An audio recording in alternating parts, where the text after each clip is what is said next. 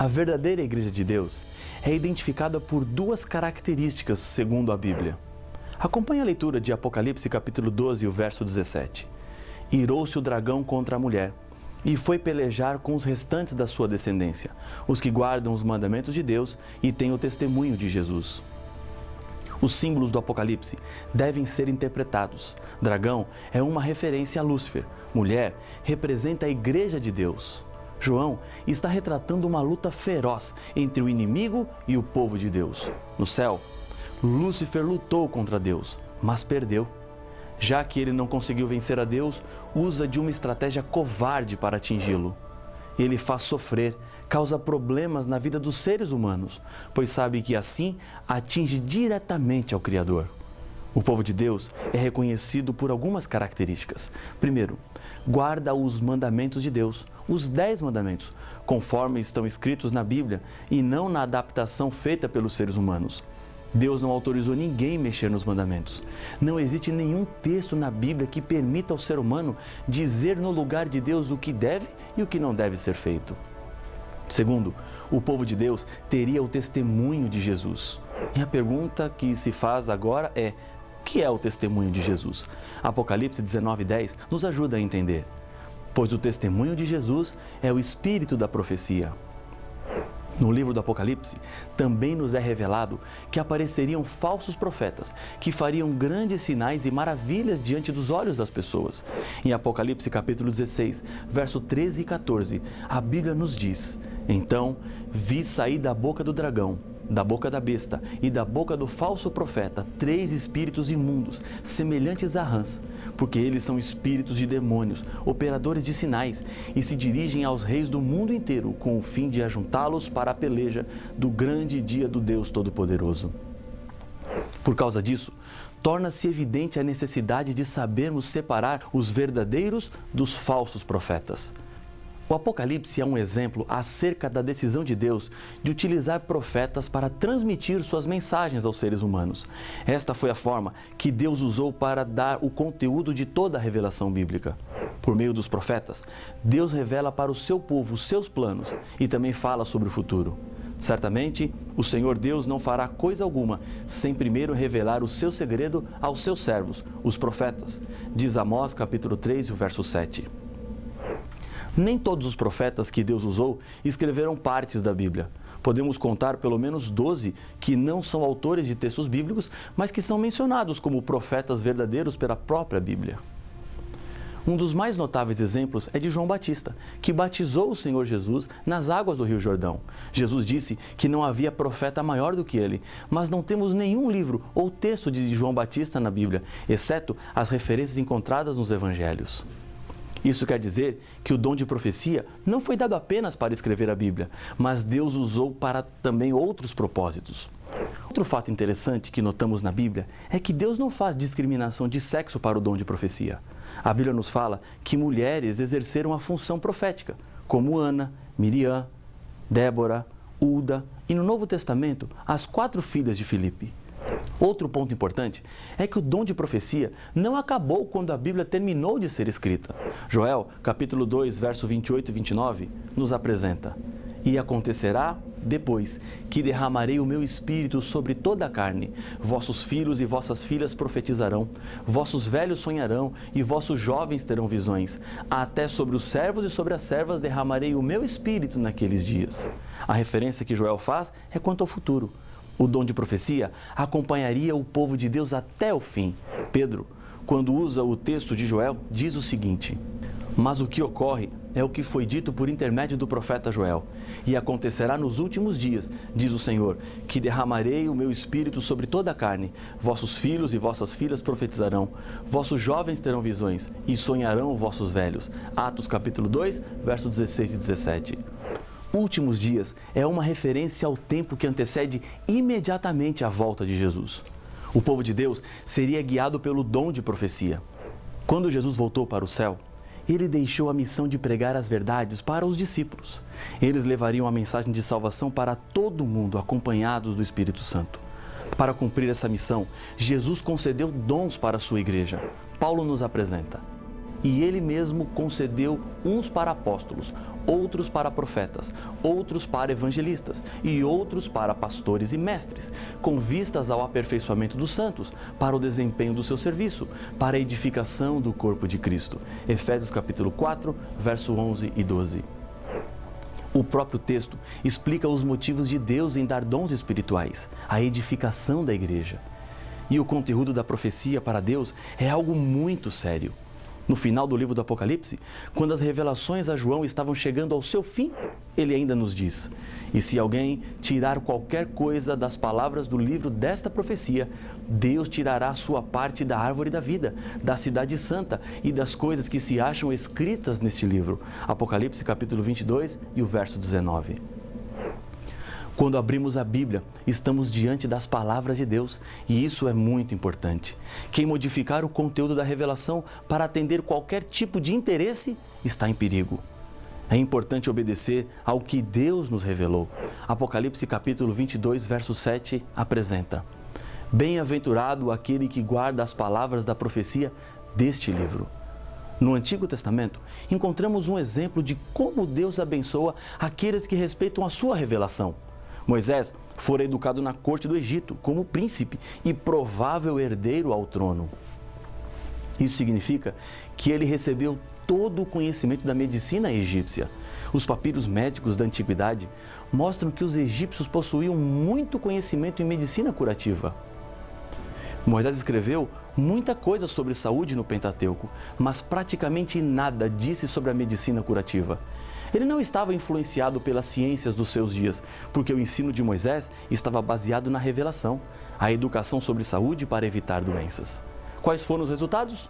No Egito, a média de vida dos faraós era de 50 anos. Em Israel, segundo o Salmo 90, a média de vida era de 70 anos ou mais. Deus abençoou aqueles que creram na revelação profética. Jesus deixou uma advertência quanto aos últimos dias também, porque surgirão falsos cristos e falsos profetas, operando grandes sinais e prodígios, para enganar, se possível, os próprios eleitos. Mateus capítulo 24 e o verso 24. Esses falsos profetas seriam os responsáveis por introduzirem na igreja mentiras que destruiriam a verdade para enganar aqueles que buscam fazer e cumprir a vontade de Deus. Mas a Bíblia nos dá algumas chaves para sabermos se o profeta é de Deus ou não é. Uma dessas chaves está em Isaías capítulo 8, versos 19 e 20. Quando vos disserem: consultai os necromantes e os adivinhos que chiureiam e murmuram, acaso não consultará o povo ao seu Deus? A favor dos vivos se consultarão os mortos? A lei é o testemunho. Se eles não falarem desta maneira, jamais verão a alva. Os milagres em si mesmos não são provas de que um profeta seja inspirado por Deus. Apenas demonstram que há por trás dele um poder sobrenatural. Na época de Moisés, os magos do Egito também fizeram milagres para impressionar as pessoas, e inclusive o próprio Moisés, quando ele pedia para que o faraó permitisse a saída do povo de Israel. Satanás tem também poder de operar milagres e às vezes se disfarça como anjo do Senhor. Se todos os ensinos desse profeta não estiverem em harmonia com a Bíblia, ele é um impostor. A Bíblia nos apresenta diversas características do verdadeiro profeta. Primeiro, suas profecias quanto ao futuro se cumprem completamente, segundo Jeremias capítulo 28 e o verso 9. Segundo, ele não induz o povo a afastar-se de Deus, conforme Deuteronômio capítulo 13, versos 13, 14 e 15. Terceiro, fala o que Deus lhe pediu para falar e não o que ele quer dizer, conforme Jeremias, capítulo 14, verso 14. Quarto, fala guiado pelo Espírito Santo, conforme 2 Pedro, capítulo 1, verso 21. Quinto, reconhece e aceita a encarnação de Cristo, de acordo com 1 João, capítulo 4, versos 1, 2 e 3. Sexto, a vida do profeta apresenta bons frutos do seu caráter. Mateus, capítulo 7, verso 15 e 16. Deus escolheu diferentes maneiras de se revelar para os profetas. Em Números, capítulo 12, versos 6, 7 e 8, encontramos 3 maneiras diferentes. Então disse: ouvi agora as minhas palavras. Se entre vós há profeta, eu, o Senhor, em visão a ele me faço conhecer ou falo com ele em sonhos. Não é assim com o meu servo Moisés, que é fiel em toda a minha casa? Boca a boca falo com ele, claramente e não por enigmas, pois ele vê a forma do Senhor. Como, pois, não temestes falar contra o meu servo, contra Moisés?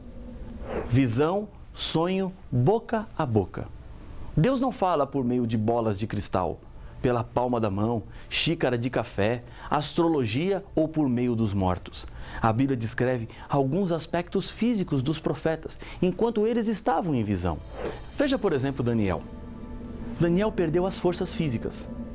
Diz a Bíblia em Daniel capítulo 10, verso 8. Depois, Daniel recebeu forças físicas sobrenaturais. Daniel capítulo 10, verso 18 e 19.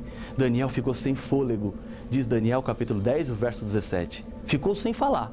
Daniel capítulo 10, verso 16. Inconsciente quanto àquilo que acontecia ao seu redor. Daniel capítulo 10, versos 5 ao 8. O profeta podia ter também seus olhos mantidos abertos durante a visão, segundo Números 24 e o verso 4.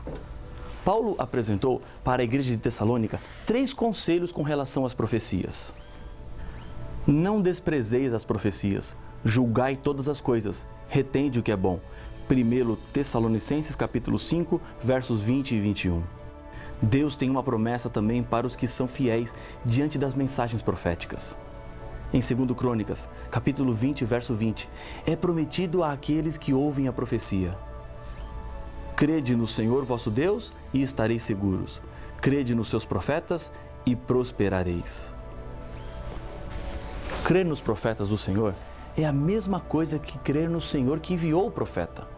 Precisamos dar ouvidos e viver tudo aquilo que Deus nos faz conhecido através das profecias.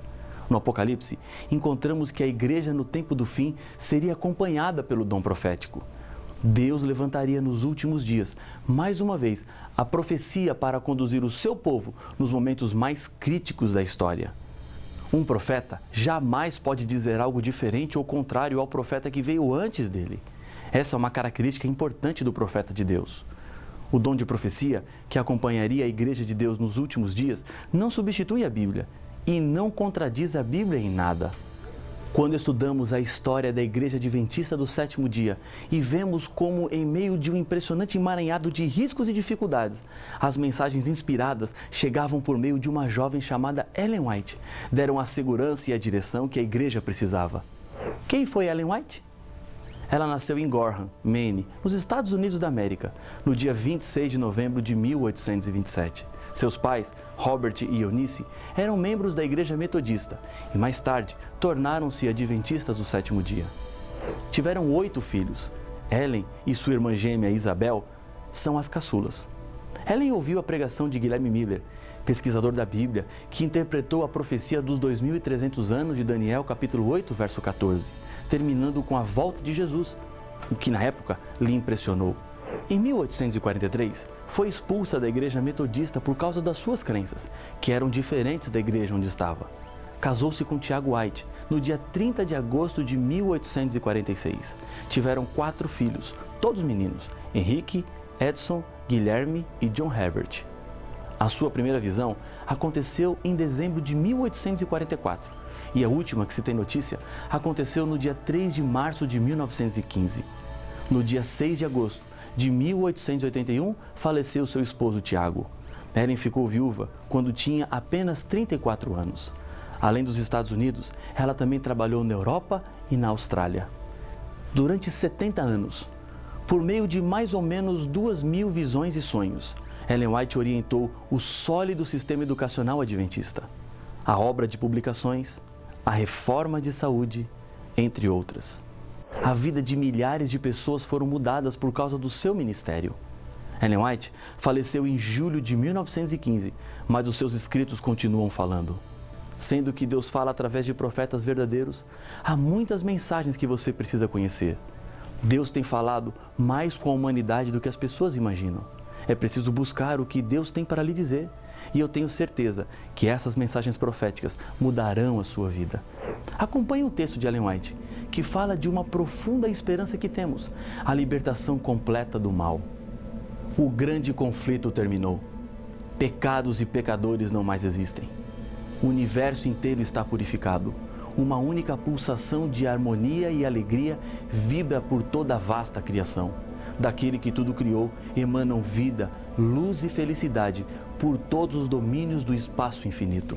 Desde o minúsculo átomo até o maior dos mundos, todas as coisas, animadas e inanimadas, em sua serena beleza e perfeita alegria, declaram que Deus é amor.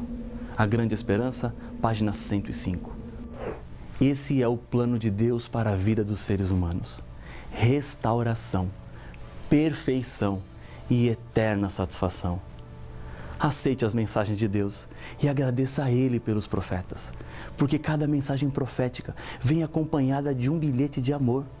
Deus te ama e quer te salvar. Ele não quer que você sofra e por isso deixou um mapa para lhe ajudar nas suas escolhas e decisões. Lembre-se de uma coisa, você não está sozinho. A mensagem profética está aí para lhe ajudar, para conduzir a sua vida. Eu quero fazer uma oração com você. Feche os seus olhos. Vamos falar com Deus. Senhor Deus querido, nós te agradecemos pelas profecias. Assim sabemos por onde andar. Com segurança colocamos os nossos pés na estrada dessa vida, sabendo que o Senhor nos conduz e que o Senhor nos guia. Abençoa este teu filho, esta tua filha que ora comigo, em nome de Jesus. Amém.